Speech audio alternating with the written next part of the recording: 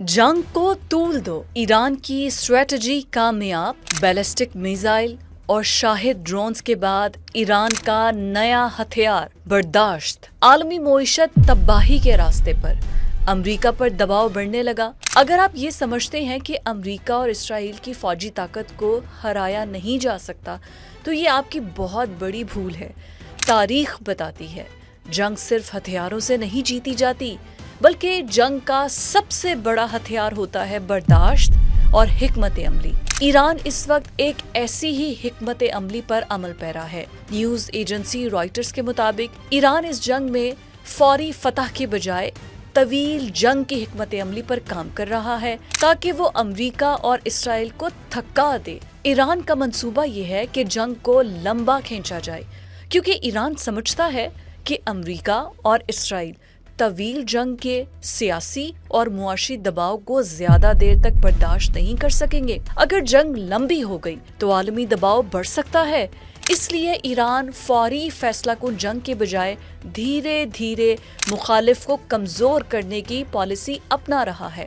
माहिरीन कहते हैं जो फरीक ज्यादा देर तक जंग जारी रख सकेगा वो बिलाखिर बरतरी हासिल कर सकता है। इस वक्त ईरान की सबसे अहम हिकमत अमली एनर्जी सप्लाई को मुतासिर करना है। तेल की तरसील के रास्तों को ईरान बंद कर रहा है, खास तौर पर आबनाए हुर्मुज़ को ईरान ने इस वक्त मुकम्मल तौर पर ब्लॉक कर रखा है, क्योंकि यहाँ से दुनिया के तकरीबन 20% तेल की तरसील होती है। अगर आबनाए हुर्मुज़ को खुलवाया ना जा सका तो पूरी दुनिया में तेल की कीमतें बढ़ सकती हैं, और इसका ट्रेलर गुज़िश्ता कुछ दिनों में हम तो देख ही चुके हैं। जंग के पहले एक हफ्ते में फी बैरल ऑयल की कीमत $90 से बढ़कर $103 फी बैरल तक पहुंच गई, जबकि पाकिस्तान में पेट्रोल और डीजल की कीमत में ₹55 तक इजाफा हुआ और मजीद इजाफे की खबरें अभी मिल रही हैं। समुद्री रास्ते बंद होने की वजह से ओपेक कंट्री यानी कि तेल पैदा करने वाले ममालिक ने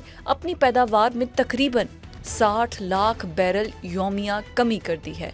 यूरोप समेत दुनिया के कई ममालिक में रिजर्व ऑयल को इस्तेमाल में लाने के मंसूबाबंदी शुरू हो चुकी है। जंग खत्म ना हुई तो दुनिया भर में कोरोना जैसे लॉकडाउन देखने को फिर से मिल सकते हैं। दूसरी जानिब ईरान का दावा है कि वो इस जंग को कई महीनों तक जारी रख सकता है। माहिरीन के मुताबिक ईरान के पास बैलिस्टिक मिसाइल और शाहिद ड्रोन्स का जखीरा 6 माह तक इसराइल और अमरीकी बेसिस को मुसलसल निशाना बनाने की सलाहियत रखता है। अगरचे ईरान को नुकसान भी हुआ है, लेकिन इसकी यह हिकमत अमली के जंग को तूल दे दिया जाए कारगर हो सकती है। ये बात तो तकरीबन तमाम माहिरीन कह चुके हैं कि अगर जंग सिर्फ इसराइल और ईरान तक महदूद रही तो इसराइल को बरतरी हो सकती है, लेकिन अगर हिजबुल्लाह, शाम के शिया जंगजू, यमन के हौसी कबाइल और मशरिक वस्ता में मौजूद दीगर जिहादी ग्रुप इस लड़ाई में शामिल हो गए तो जंग इसराइल के लिए बहुत मुश्किल हो सकती है। और अब ताज़ा तरीन सूरत हाल ये है कि लेबनान से हिजबुल्लाह ने इसराइल पर हमले करना शुरू कर दिए हैं, जबकि हौसी कहते हैं कि इनकी उंगली ट्रिगर पर है। जैसे ही इन्हें कमांड मिलेगी वो भी जंग में कूद पड़ेंगे।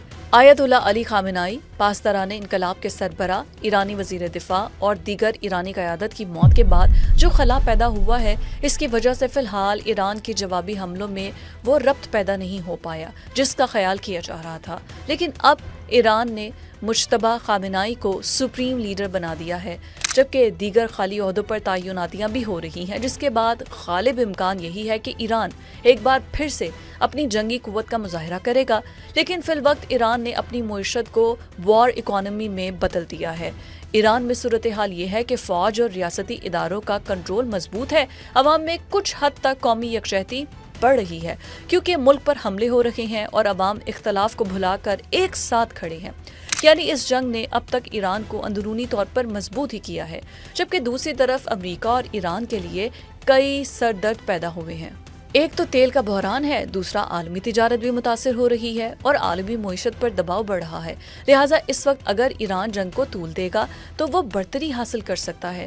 امریکی صدر کہہ چکے ہیں کہ وہ جنگ کو طول نہیں دینا چاہتے ہیں، جس کے جواب میں پاسداران انقلاب کے ترجمان نے کہا ہے کہ ایران جنگ ختم کرنے کا فیصلہ خود کرے گا اور ایران اب کسی صورت مذاکرات کی میز پر نہیں آئے گا، لہٰذا اب دیکھنا یہ ہے کہ امریکہ اور اسرائیل اس صورتحال میں کیا نئی حکمت عملی لے کر آتے ہیں۔